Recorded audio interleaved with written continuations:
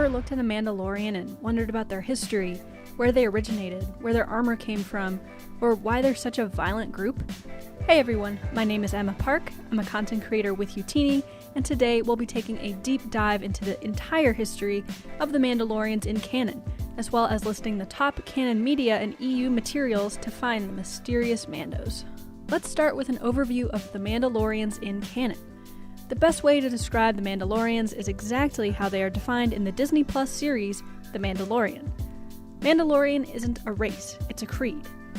The majority of Mandalorians we see on screen are humans, but other species aren't barred from being Mandalorians based on this definition. Fighting and being an honorable warrior are central to their culture, and it gave them a fearsome reputation. The Mandalorians had a rule that whenever two individuals are involved in a conflict, they can fight each other to the death, thereby ending the conflict. They also enjoy fighting notoriously tough opponents for sport, such as Jedi. Anyone wearing Mandalorian armor is therefore greatly respected, and usually goes unprovoked since they are proficient warriors and are generally very violent. Adding to their notoriety is their wide variety of weapons. Mandalorian weapons are designed for many different purposes and goals, and Mandalorians tend to get to know how to use each and every one of them at some point in their lives. As Din Djarin says in The Mandalorian, "I'm a Mandalorian. Weapons are part of my religion." In addition to weapons, Mandalorians are also known for their Beskar armor, which is passed down through generations of Mandalorians. It can take high amounts of damage without injuring the wearer. All of these traits make up the violent and combative reputation of Mandalorians. Like I mentioned before, there are tons of ways to experience Mandalorian lore in canon. Next, I'm going to discuss specific content and what they teach us about Mandalorians. But before we begin, I just want to mention that at the time of this recording, Chapter 12 of The Mandalorian is the most recent episode released, so there could be some additional information not contained in this video. That aside, let's dive into it. Star Wars The Clone Wars brings plenty of Mandalorian lore to canon. First, we meet Duchess Satine Kryze, the leader of Mandalore during the earlier events of the Clone Wars. Her major claim to fame was being a pacifist, which was a major difference from previous Mandalorian ideals. She is so serious about this, in fact, that she sends all of the Mandalorian warriors to Concordia, a moon outside of Mandalore. Unknown to her was that this was a breeding ground for the extremist terrorist group called Death Watch, whose main goal was to undermine Duchess Satine and reinstate the old warrior ways of Mandalore. Death Watch was supported by the Separatists, which was in direct opposition to the neutral Mandalore. Although the neutral Mandalorians were not able to receive help from the Republic to deal with this separatist threat, Jedi Master Obi-Wan Kenobi, an old friend of Satine, came to her aid. Mandalorians and Jedi have a contentious history of wars between them. When Obi-Wan comes face to face with Death Watch's leader, Pre Vizsla, he finds that he's wielding a lightsaber called the Darksaber. It was property of a Mandalorian Jedi, and during the end of the Old Republic it was taken from the Jedi by the Mandalorians. Now it's a symbol of a strong Mandalorian leader.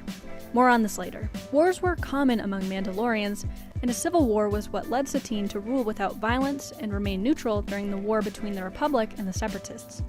She led the Council of Neutral Systems during her rule of Mandalore, which made Mandalore an important planet to the entire galaxy, as it could swing the war in either direction should it fall to either side. Death Watch teams up with Darth Maul and Savage Opress to invade Mandalore. In order to have a better chance at success, they go to different crime groups to gather an invasion army. This is the start of the formation of the group that Maul leads, called the Shadow Collective, which is made up of Death Watch Mandalorians and various crime groups. Maul's goal in helping the Death Watch is to lure Obi-Wan Kenobi to Mandalore, since Maul desperately wants revenge on him. He also wants to rule Mandalore for himself, using Prime Minister Almec as a puppet leader to make the transition go under the radar. In addition, he would also maintain control of the Shadow Collective. Vizsla, Death Watch, Maul, Opress, and the Shadow Collective easily gain control of Sundari, the capital of Mandalore.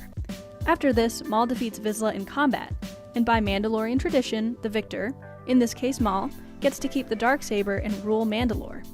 A group of Death Watch, including Duchess Satine's sister Bo-Katan Kryze, split from the main group, refusing to accept the non-Mandalorian Maul as their leader. In the middle of all of this chaos, Duchess Satine is being kept in prison to lure Kenobi. Sure enough, Kenobi arrives on Mandalore. After some fighting and intense moments, Maul kills Satine in front of Kenobi. Things seem bleak for Obi-Wan, but Bo-Katan and the other Death Watch Mandalorians that refuse Maul's rule help him to escape. Later on in the Clone Wars, Bo-Katan finds Ahsoka Tano, who she first meets earlier when Ahsoka is on a mission with Lux Bonteri. At the time of this mission, Bo-Katan is part of Death Watch leadership alongside Pre Vizsla. The two don't get along whatsoever in this earlier encounter, but when Bo-Katan seeks Ahsoka and Obadiah, she knows they have a common enemy in Maul. At this point, Ahsoka is no longer an official Jedi, but she agrees to assist in taking back Mandalore nonetheless. They seek the help of Anakin and Obi-Wan, who have to go to save the Chancellor. As it turns out, these events take place at the exact same time as Revenge of the Sith, but the two Jedi set aside some Republic forces for Bo-Katan and Ahsoka to utilize. Ahsoka, Bo-Katan, Captain Rex, and Republic forces head to Mandalore, where an epic battle ensues. It becomes known as the Siege of Mandalore. The Republic and Mandalorian resistance take down Maul and the Death Watch Mandalorian super commandos after an intense amount of fighting on the planet. Maul is captured and is removed by the Republic and Ahsoka. Bo-Katan and the remaining Mandalorian resistance group are left on Mandalore to reassess and rebuild. This is the last we see of Mandalorian history in the Clone Wars. Now, for canon EU Mandalorian content, is Star Wars Darth Maul, Son of Dathomir.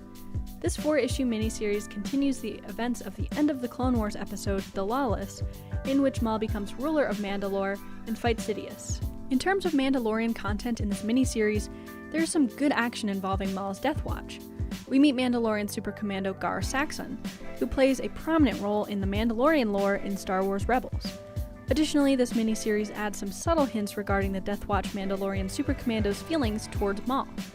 It's one of the only pieces of Star Wars Canon EU content to feature Mandalorians in some major way, as of the date of this recording. Like its predecessor, Star Wars Rebels also adds much to the history of the Mandalorians. The Ghost Crew consists of one Mandalorian member, Sabine Wren, and she's in a vast majority of episodes. Because of this, we do learn plenty of Mandalorian history in Rebels because of what Sabine brings to the table. The first we see of other Mandalorians is on Concord Dawn, which is an offshoot of Mandalore but in a different system.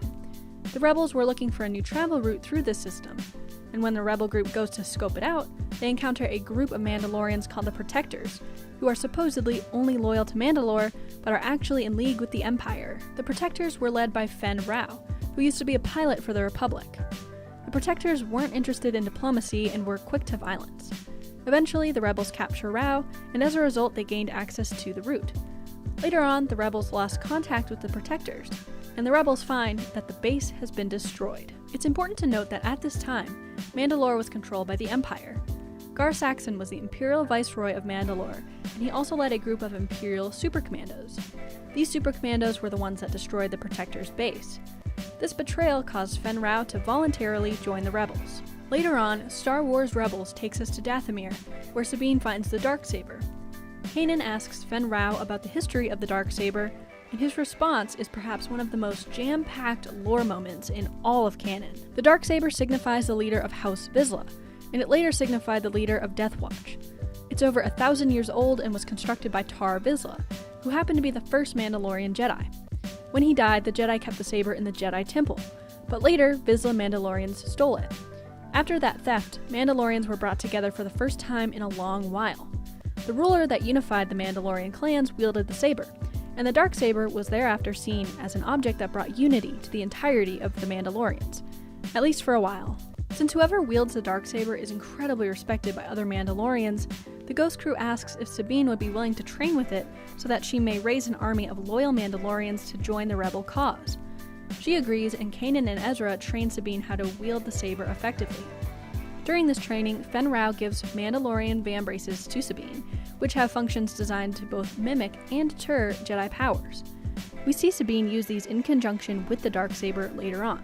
Once her training was completed, Sabine goes back to her homeworld of Crownest, with Ezra, Kanan, Chopper, and Fen Rao, wielding the Darksaber to try to convince her clan to leave the Empire and use their forces and resources for the rebellion. Gar Saxon arrives on Crownest after hearing about the presence of rebels, and he fights Sabine. Sabine defeats Saxon in combat, and Sabine's brother Tristan kills him. Later, Ezra and Kanan meet up with Sabine and Clan Wren on Mandalore, on a mission to free Sabine's father Ulrich from the Empire. A major battle ensues, and it looks like the Empire has the group pinned down. Then, Clan Kryze, led by Bo-Katan Kryze, joins the fight against the Empire and saves the group from capture. They fight together until they free Ulrich. During the time between saving Ulrich and meeting Clan Kryze, Sabine tries to give the Darksaber to Bo-Katan so that she could lead Mandalore due to her leadership experience, but Bo-Katan turns it down. On another front of the same battle, the Empire uses an arc reactor weapon against Clan Ren, which disintegrates most of the Mandalorians while leaving their armor intact.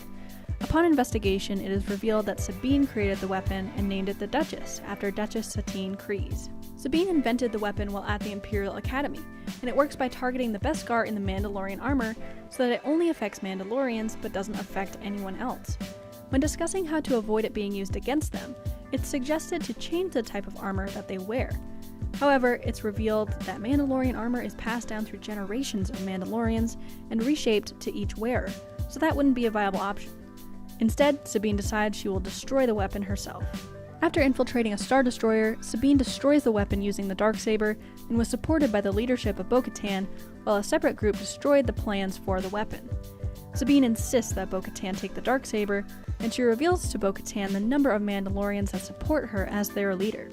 The last we see of the Mandalorians in Rebels is Bo-Katan holding up the Darksaber in front of a sea of Mandalorian supporters. Like I mentioned before, as of the time of this recording, we've only seen up to Chapter 12 of The Mandalorian, so just bear that in mind as I go over the Mandalorian lore that can be gleaned from this show. One of the most notable attributes of the titular character of The Mandalorian is that he doesn't ever take off his helmet. Based on the Clone Wars and Rebels, we know that Mandalorians do in fact take off their helmets, but the Mandalorian and the other Mandalorians in his covert on Navarro don't ever remove their helmets, because this is the way. In his covert, there's an armorer who uses any Beskar that can be found to make new pieces of armor. The Beskar can be used as payment as it's very valuable. She mentions that the Beskar was taken from the Mandalorian people during the Great Purge. The armorer and the Mandalorian discuss foundlings, which are people not initially born into being a Mandalorian, but are adopted into the group. The Mandalorian is an example of a foundling. Moff Gideon seems to know a lot about the past of the Mandalorian, as well as Mandalorian history in general. He reveals the Mandalorian's real name, which is Din Djarin. He also knows that Din Djarin survived during the Siege of Mandalore, which we see take place during the Clone Wars, and he also lived through the Night of 1,000 Tears, which was a slaughtering of Mandalorian recruits. Moff Gideon also wields the Darksaber, which, at the time of recording, was last in the hands of Bo-Katan, and as of yet we do not know how she lost it. When Din Djarin shows the armorer the child and tells her that it has special powers, she tells him about wars between Mandalore the Great and the Jedi. She tasks him with finding the Jedi, declares the child a foundling, and makes Din Djarin and the child a clan. In order to find the child's people, or Jedi, Din Djarin searches for other Mandalorians across the galaxy to help him with his task. On his journey, he and the child get into some trouble on Trask, where some Quarren are attempting to steal his armor and harm the child. 3 Mandalorians save Djarin and the child.